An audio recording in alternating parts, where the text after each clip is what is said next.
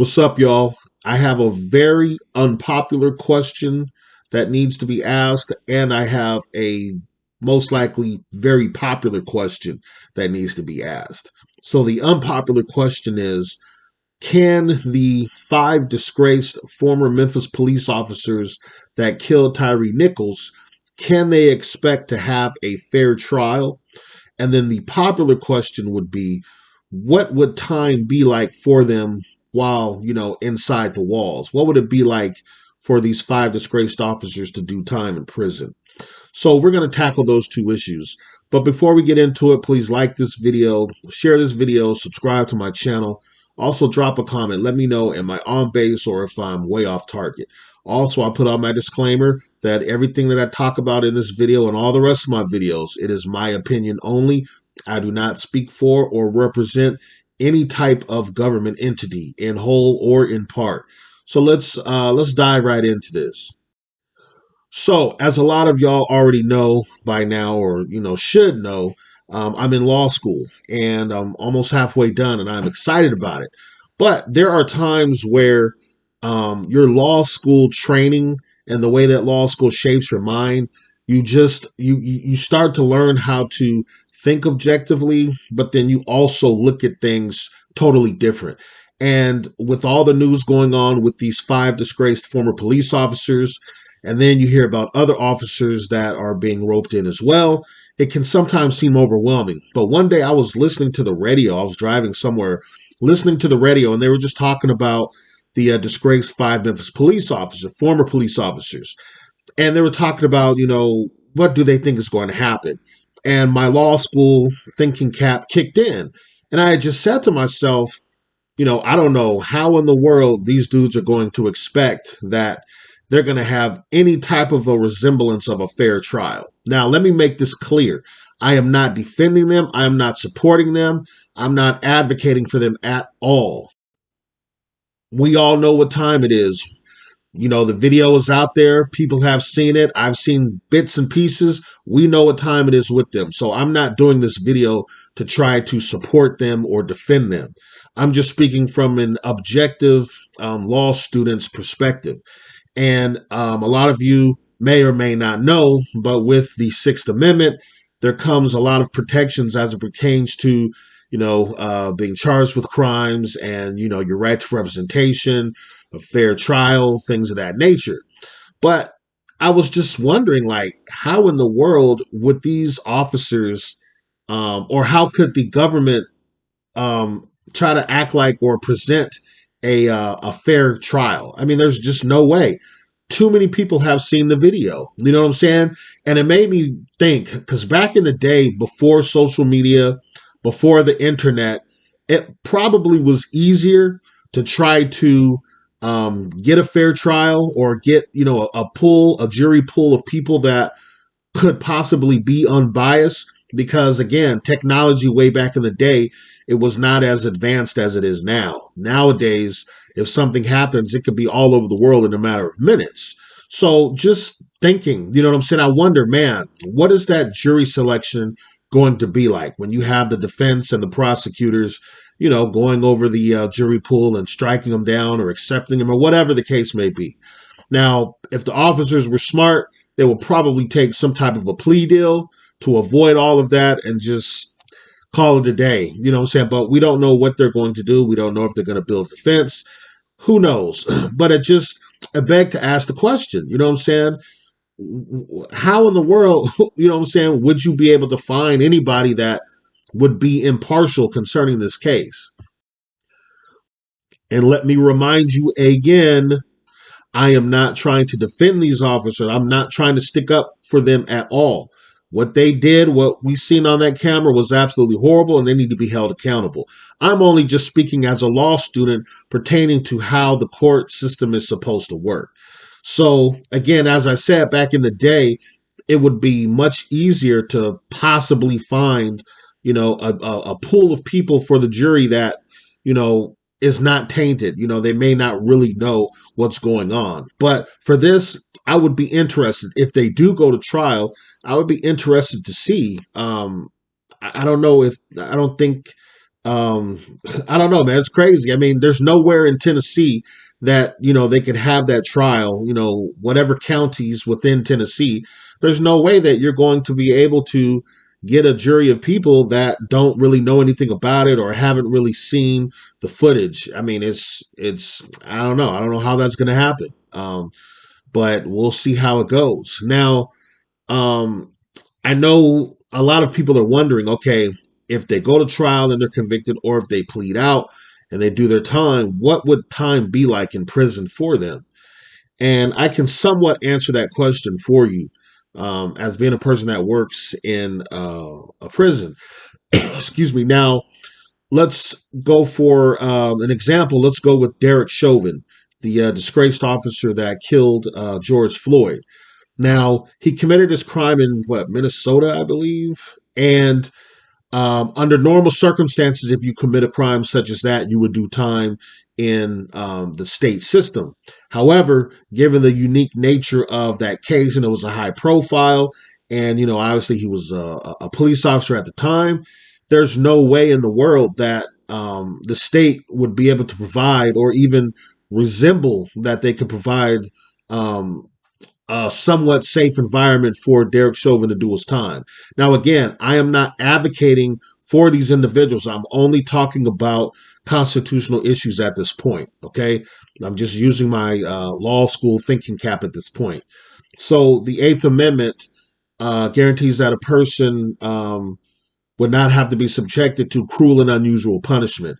And so there's certain things that jails and prisons they have to do, or they're required to do, and that is they have to try to reasonably make a person stay in their care reasonably safe. You can't guarantee anything, but you can't put them in an obvious harm's way of being, hurt or whatever, things like that, because now you can be on the hook for some type of liability. But as it relates to Derek Chauvin, he couldn't do time in the state prison. So they had to transfer him to the federal prison system. And with the federal prison system, obviously, it's a much larger entity than the state of, I believe it was Minnesota. So they had to do that for his protection. Now, as it relates to these five officers, it probably would be the same way. I couldn't imagine a prison in the state of Tennessee that would feel safe or comfortable administration wise. I don't know of any administration that would feel safe or comfortable with placing these disgraced five officers under their care and custody. I don't think they could reasonably provide a safe environment. Now, again, I got to say this numerous times, I am not defending them. I'm not advocating for them. I am just talking about this from an objective law student perspective. Because again, when it comes to the Eighth Amendment, cruel and unusual punishment, the government has a certain level, certain duty of care that they have to provide what appears to be a reasonably safe environment. They can't just put somebody in harm's way and they have reason to believe that, the inmate could be harmed, etc. Right? There's a certain level of responsibility. So we'll see. I think it could be possible that the former Memphis police officers might be absorbed in the federal system and they would have to do time on a dropout yard. Who knows? Now, one thing I can say, as far as them doing time, it's going to be hard for them, just period, because I don't know there's going to be no prison in America that they can go to where the people won't know who they are and they won't know what they did. So any type of law enforcement, cops, probation officers, anything, right? Any type of law enforcement, if they do time, they're already marked as no good. They can't, generally speaking, they can't walk the main line. Now, I've seen, it's weird, I don't get it, but I have seen a few times where you've had ex-law enforcement, for whatever reason, that walked on a general population yard. It's not in abundance or anything like that, but every once in a while you'll see it for whatever reason. But and concerning these five former officers, they're going to have to do their time in a special type of prison setting. I mean, there's just no way around it. And I don't know. Sorry, man, that's my daughter in the back coughing. She's trying to get over a cold. Now, I don't know what possess these dudes to do what they did, but their life, I won't say their life is over, because once you go to prison, now that I know, you still live life, things like that. But I can say that their lives will never be the same, ever. They will never be the same again. And I can tell you, again, as being a law enforcement officer, that's already a strike against you. Generally speaking, you can't walk no main line, you can't be in general population. And then to add to it, you have these black officers that beat another black dude to death. So that's going to be like a double whammy for them. So their time in prison, it's potentially going to be very, very difficult. And in my opinion, even if they go to a protective yard or a special needs yard or a sensitive yard, whatever you want to call it, if they do go to a place like that, I would still say that it still might be a gamble, but you never know. But I think it still might be a gamble of whether they would be safe or not. And you also have to keep in mind too that you have inmates that will they will fake some type of reason to go to a dropout yard because they're on a mission. So let's say if you have an inmate that's in GP and they're in good standings, they might be given orders or sent on a mission to go to a dropout yard to take somebody out or to put a hit out on them. And, you see that often, they're on that mission and they do their thing and somehow they come back, because they were sent on a mission. So even if they were in a protective custody situation, which they will be, I don't know, man. I really don't know. Now, here's the crazy part, because I've seen this firsthand. When you go to prison, especially if you're doing like a lot of time, when you go to prison, you have to understand that it's almost like time, it's standing still, but it's still going, but everybody else on the street is passing you by. So I don't know the marital status or the relationship status of these officers, if they were married or not, but I can tell you, man, doing time, part of it, or not part, a lot of it is it's psychological games that are played with yourself because you're no longer on the streets. You don't have all of the amenities that you used to have or what you're accustomed to. Now, I'm I would imagine that once whatever happens, they're going to end up getting a lot of time. And with doing that time, I already know how it's going to go down for them, you know what I'm saying? But I have to be careful with what I say. But one thing I can say is now, one, their relationships, whether they're married or they have a girlfriend or boyfriend, whatever it is, because I don't know them, but whatever relationship situation that they have, it's going to be put to the test, guaranteed. I've had a lot of talks over the years with various inmates, and one of the things that they talk about, not like openly with other people, but it's commonly known that while you're doing time, when you have that significant other, let's say you're doing 5 to 10 years, right? You do have some women that will hold their man down and they'll be faithful. They'll call or they'll visit. You do have some, so I'm not going to say you don't. But a lot of times, once you're locked up and you've been gone for a while, that significant other on the street, they gon' probably get down with somebody else, and it's just, unfortunately, it's just one of those realities. Because just think, man, let's say you got locked up, 20 years ago, and let's say you were married. Now, just keep it real. If you went away and you've been gone for 20 years and you're still married during that 20-year period, what do you think the likelihood or the chances are of your significant other not stepping out on your marriage or not getting into what Jada called an entanglement, even if it's an emotional attachment to somebody else? What do you think the chances are of somebody being faithful to somebody else over 20 years, over 15 years, or even over 10 years?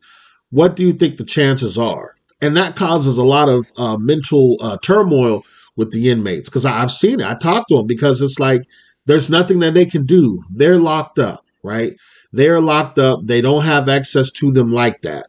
But Even though they're locked up, they're still wondering themselves, like, man, is she being faithful, this, that, and the other? And you have some OGs in prison, they've come to the realization, or they've come to the terms that they're probably messing around on them. It is what it is. And they like, I'll be doing the same thing. So they just try to make the best of the situation. If they can get a visit, if they can get, letters, if they can get them to send them money, then hey, it'll just be what it is and they'll just accept that. But that's going to be a real reality for these officers. So again, if they're married or if they're in a relationship, can you expect that they're going to be faithful to them? I don't know, man. That's a tough call. I can't say yes or no, but I can say if they're doing like if they got a long bid, more than likely or not, I don't know if the relationship can last. Just keeping it real, and this is not about me speaking ill against their loved ones or the people they're in a relationship with because they didn't have anything to do with what's going on. But I'm just providing you context for what their time is going to look like because it's going to forever change. You know what I'm saying? And then you might have some officers, correctional officers, they might kind of take a liking to these officers and they might show preferential treatment, or you might have some officers that might feel like they were a stain to the profession and they might treat them horribly. You never know. You know what I'm saying? But definitely, um, again, I'm sure if they could probably go back in time and do it again, they would have left that boy alone and would have just let him go about his way and go home. But hey, you can't go back in time, so now you got to face the music. But life in prison for officers, usually you got to go to some type of protective custody. But with this, I don't know if they could still be protected or have a reasonable baseline for their safety. I don't know how it's going to be because this is a high profile, very sensitive case. And to go back to something, I'll give you a story. Now, whether you like this or not, I mean, that's for you to decide. I'm just telling you about a conversation I had with an inmate. He was down for 24 years and he was getting ready to get out. So I was just hollering at him a little bit like, what are your plans? What are you doing to, try to get ready for release? Because it's more than a notion. When you went away, things were totally different. Life is different. So he was married and I believe he was still married to her the entire time. And he had kept it real with him. He was like, man, he had said my name. He's like, um, when I first get home, he was like, and I'm just telling you what he said. He was like, when I first get home, I'm not going to be able to sleep in the bed with my wife. I'm not going to be able to sleep in the same bed with her for a little bit. I'm going to have to, ease my way into it. He said, because I know while I've been gone these 20 something years, I know she's been sucking and I know she's been effing, right? I don't curse, so I'll just say that. I know she's been sucking and I know she's been effing. So he was like, that does something to a man. You know that you locked up and she's doing that. But he wasn't necessarily mad at it because he was like, I'd be doing the same thing.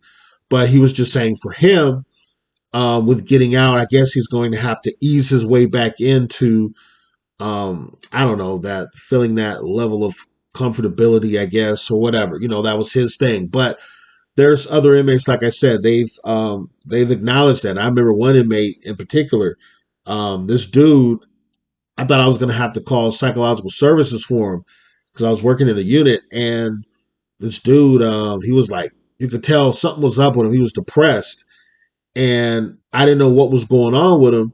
And so his cellie, he had pulled me to the side, and he was like, "Hey, just to let you know, man, we're watching for him." But he was like, he just found out that his old lady, ran off with his best friend, and he's taking it pretty hard.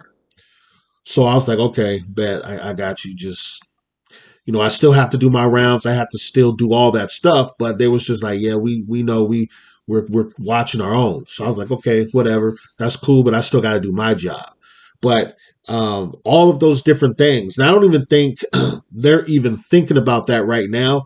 I think those disgraced officers are probably trying to find out how can they mitigate the situation, or maybe looking at trying to do a plea deal, or who knows. I'm not sure, but I just know that life as they once knew it, it is over. And their new life that they're going to live, it is going to be very, very difficult on the mind. Because one thing I can say, outside of you being, physically restrained, what I'm saying, you're held into one generalized area and you can't leave. But the other captivity part, it's your mind. You know what I'm saying? When those cell doors close, even when I go to work, right, we go through the little sally port and you can hear the doors open and close electronically. Them doors are heavy, man. And when you hear them doors, latch together and they secure, you ain't getting out of that. You ain't kicking it down. You ain't using no Jedi mind tricks. Ain't nothing going on unless they open those doors. So outside of just the fact that they're going to be, physically captive, they're going to be mentally captive as well. You know what I'm saying? Because I would imagine none of them have done time because they were police officers. So they must have had some type of a decent background. So it's going to be an adjustment for them. Whatever authority that they were riding on and taking advantage of, all that stuff is over with. You know what I'm saying? And in prison, you got to roll with somebody in order to, have some type of perceived safety. I don't know who's going to roll with him. I don't know. Maybe they're going to go to a place where there's a few officers that are doing time. Maybe they may have a police car. I don't know. You know what I'm saying? But all of those different things, man, that they're going to have to think about. And then I'll briefly touch on the family of the officers. They're going to be going through a lot as well. And again, I am not supporting what they did. I am not defending them at all. I'm just giving a casual observation of what life is going to be like for these officers when they, do their time. Oh, the other thing I wanted to say, it could be a possibility that one of those officers might take their own lives. I'm just keeping it real. You know what I'm saying? That's another possibility, man. I'm kind of almost like expecting it any day now to hear that one of them, took their own lives. You know what I'm saying? And it might sound harsh, but that's a reality. You have a lot of people that they just can't do that time because they realize, like, dang, my life is like ruined. My life is never going to be the same. I'm not going to be able to handle this day in and day out, doing this mundane routine. I think I've seen in the news where some dude in court, I think he took his own life by like ingesting some type of like chemicals or some poisonous pills or something like that. So that is another possibility too. They might take their own life. You know what I mean? Now, like I was going to say with the family, um, they're going to be going through a lot because I'm sure they're going to be wondering, is my loved one safe? Are they in harm's way? Are they being treated right? Yada yada, blah blah blah. And um, it's crazy, man, because the families of these officers, I don't know anything about them.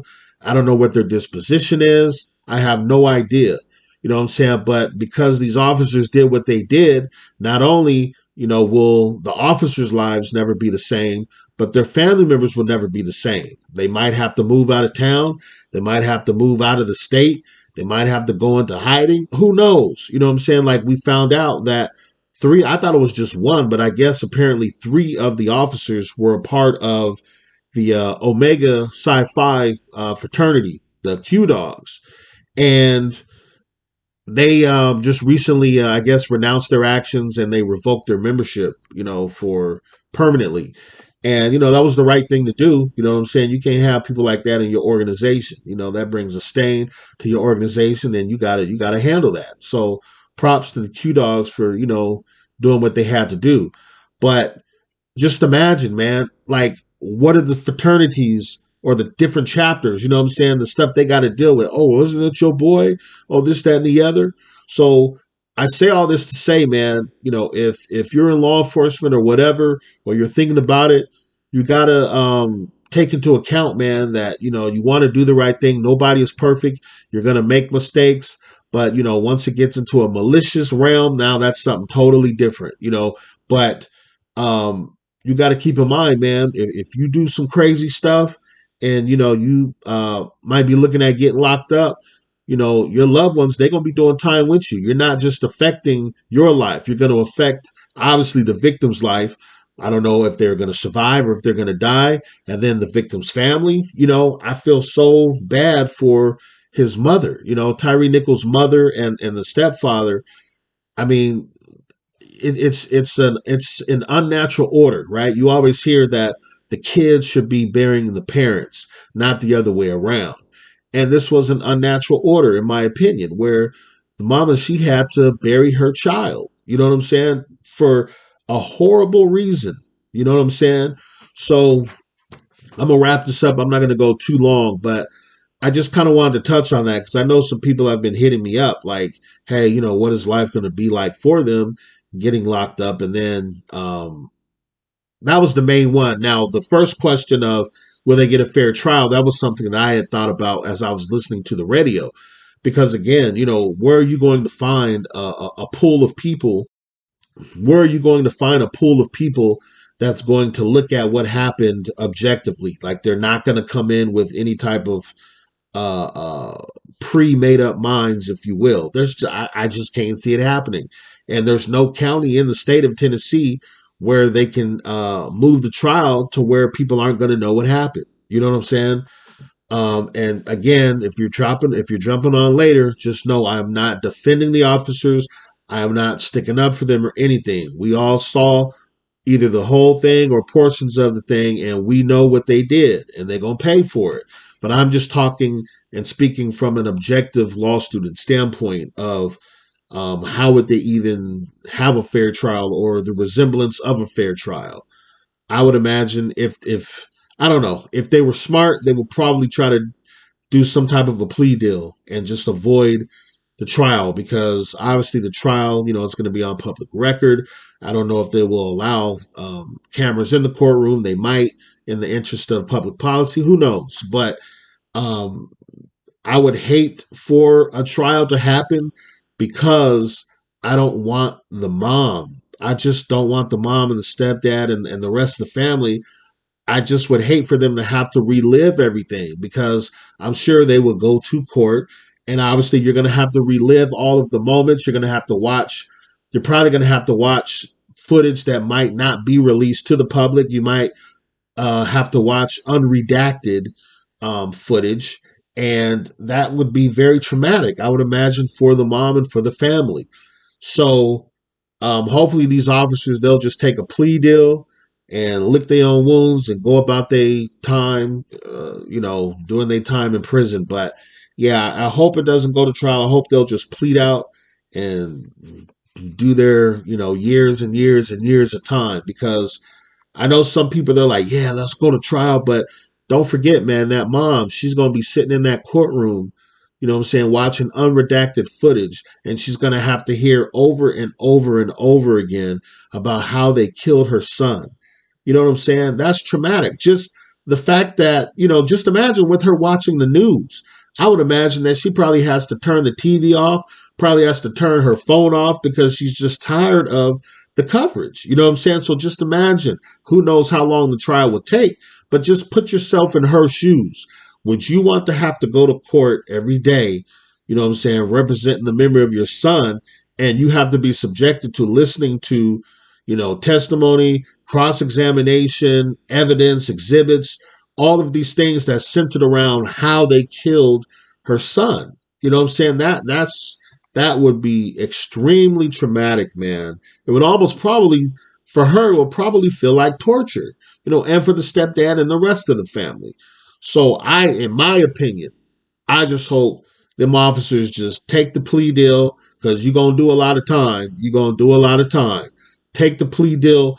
Don't put the family, through that traumatic, because you already did enough to the family. You've already affected the family enough. So don't make them be subjected to, all of the, or to have to relive, what transpired. You know what I'm saying? So if you can, I don't know if you're religious or not, but, just say a prayer for, Tyre Nichols' family. You know what I'm saying? It's, man, it is so sad. Just a horrible situation that I wish it would have never happened. But let me wrap this up, man. So hopefully you got something edifying out of this video. So until the next one, holla at your boy.